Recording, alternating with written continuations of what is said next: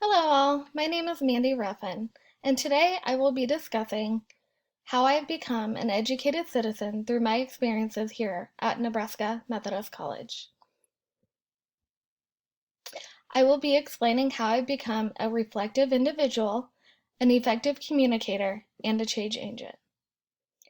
I will be discussing my educated citizen reflections in relation to my public health issue of human trafficking. Human trafficking is a recruitment, harboring, transportation, provision, or obtaining of a person for labor or services through the use of force, fraud, or coercion for the purpose of subjugation or involuntary servitude, peonage, debt bondage, or slavery. Human trafficking is the third largest source of income for organized crime, and there's twice as many people enslaved today as there was in the African slave trade. There are 4 to 27 million people worldwide that are in modern day slavery right now. So, why did I choose human trafficking? Well, I chose human trafficking because my personal experience while living on the beautiful island of Guam. When we first arrived in Guam, the military has to go through briefings that kind of gives you the ins and outs and the do's and don'ts for the military on the island. One of our main briefings was on the massage parlors and certain bars that the military were not allowed in. I didn't really think much of this until we went out one night with some friends and on the strip, and we wandered into a bar where we wanted to sing some karaoke. And when we walked in, I noticed that the sign said The Secret, but I think being from Nebraska, I was a little naive to what that really meant. Um, we walked in, and the guy and the friend really was very eager to see us, kind of waved us in, got us some drinks, and turned on karaoke for us. And before we knew it, there were 3 barely dressed women that walked up to our group and started talking to us. Very quickly did we realize what we had just walked into. Needless to say, we left very quickly. On every corner of that island, there are bright lit up signs that say massage 24 open 24 hours, and it really shows you and gives you a clear message of really what goes on inside of these places. I was shocked to find out that everybody knew what was going on, but nobody seemed to do anything about it, not even the military. So I'm going to discuss what a reflective individual is. A reflective individual routinely engages in habits of inquiry that influence ways of thinking and action. The first experience that I'm going to discuss was when I had to research and write a paper on human trafficking in my Nursing 240 class. For this paper, it required us to select an A1 position statement and examine it with supporting research. Before researching this paper, I didn't really know too much about human trafficking. Like I said, I was a little naive to it, even after being around it for 3 years. Unfortunately, it was something that I kind of got used to seeing all the time. And so I also thought that it was something that happened to females overseas in poverty stricken um, communities like Guam.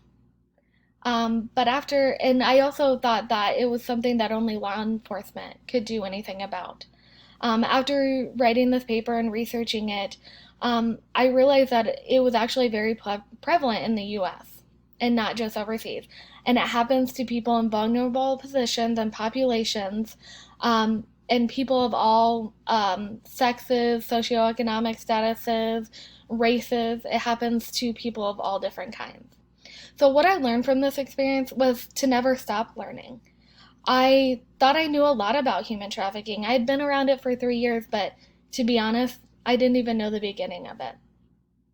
I learned that vulnerable populations don't choose to be in this situation.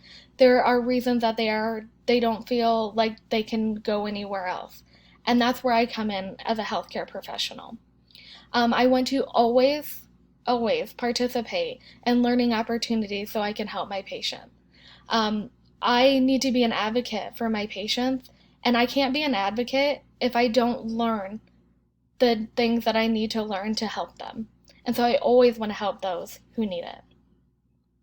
The second experience that I want to discuss is writing my public health issue paper on human trafficking for my 465 class. You know, I had done a paper before, but I didn't get to dig in to the prevalence of the issue right here in Omaha, Nebraska. I didn't realize before writing this paper how prevalent it really is right here in my backyard. And this is something as a healthcare professional and a future ER nurse that I really need to know. Healthcare professionals play such a huge role in identifying and advocating for patients of all kinds. Applying this to human trafficking, by research, we are able to gain knowledge from a variety of disciplines to really understand an issue and provide education to others. Next, an effective communicator uses critical thinking to generate, connect, and organize ideas in a written, oral, and nonverbal manner. The first experience I want to talk about is my ED clinical experience at Nebraska Nebraska Methodist Hospital. When going into this, I knew that I wanted to start my career as an ER nurse, and I was so excited for this experience. When I got there, my experience wasn't very eventful. There wasn't a lot going on in there. So I knew I needed to take opportunities when I could to learn and really speak up. So what I did is I used my communication skills to ask questions and ask if I could do hands-on experiences instead of waiting for them to ask me if I wanted to do something and just stand in the corner. You know, the ER can be very intimidating sometimes, but I wanted to soak it all in. So what I learned is that you have to speak up when you want something done. You have to speak up, especially for your patients, to be able to learn. And you have to speak up and ask questions. Not all patients are going to come out and tell you things. You have to know what questions to ask. So using my verbal and nonverbal communication is key. Knowing what to ask, knowing what to look for in my patients. The second experience I want to discuss is a situation with a clinical instructor at Nebraska Methodist College. This situation was very difficult for me. I had a instructor that really made clinical very dreadful for me, and actually the rest of my group. I love clinical and I love hands-on experience. That is how I learn the best. And when we would approach her and ask her questions, we would get answers like, I don't know. I don't have time for that right now. I'm working on my own work, which she was doing her master's at the time. And I let this frustration and this anger get the best of me the whole semester. And at the very end, I decided to schedule a meeting with the coordinator of the course to talk about my concerns, not only for myself and my peers, but for my classmates that were coming after me. And she was very thankful that I had come to her with my concerns, and I actually wasn't the only one that did. We talked about my concerns, and I approached it leaving my emotions on the side. I was very frustrated and angry, but I knew if I discussed this matter with her with my emotions, my message wasn't going to come across like I wanted it to.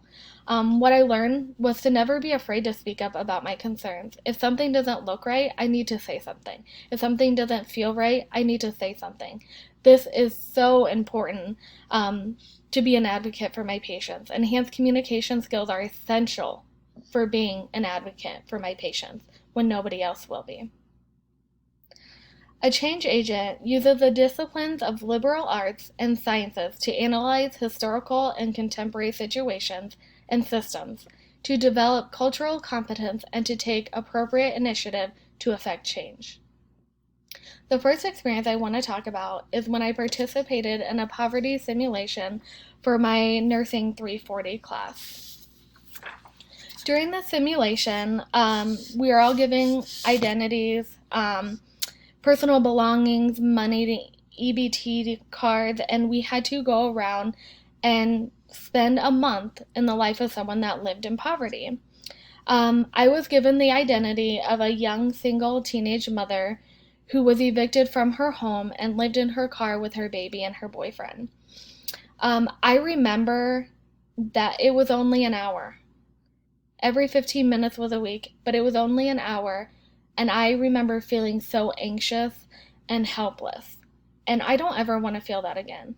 It made me understand what these people that have these experiences really go through. I don't know what this is like. I didn't grow up in poverty, and I think this really is going to help me to, it taught me to never judge someone, that these people don't want to be in these situations, and if we can give them the resources that are available, we can help them. There are so many resources available that I didn't even know existed, and I am in the healthcare field. And so what I learned is about all these resources that when I am a nurse, I can consider the resources and needs of these vulnerable populations and direct them on where to go. The second experience I want to discuss is having to finish my nursing education online during a pandemic. When we first went online, my emotions were a little bit crazy. I was frustrated. I was angry that, my plans aren't turning out the way that I wanted them to. I felt bad for myself. I felt bad for my peers and other students that weren't going to be able to celebrate the last 4 years and all of our hard work together like we had originally planned. This attitude that I had really affected my work ethic and my grades. It was one day that I don't know what happened really. I kind of just snapped out of it, and I decided that I was going to take this experience and learn from it. I took this time to really learn. I learned about what was going on in the world, about COVID-19, how I could protect myself and my family, and I took the time to really spend time with my family. I learned to reflect on the growth within myself, both professionally and personally. I learned that communication skills, I learned clinical skills. I've learned so many things throughout my time at Nebraska Methodist, and I need to use these skills to be the best nurse that I can be in the future. Being a reflective individual, effective communicator, and change agent embodies the educated citizen, which has empowered me to be a holistic nurse. These learning experiences have allowed me to grow both professionally and personally. I truly want to thank everybody at Nebraska Methodist College for a wonderful but very stressful last few years, especially all of my classmates. I wouldn't have been able to do it without them, and the instructors are amazing. Thank you, Nebraska Methodist College. I will take all these learning opportunities and take them with me to the ER at Nebraska Methodist Hospital and be the best ER nurse that I possibly can be.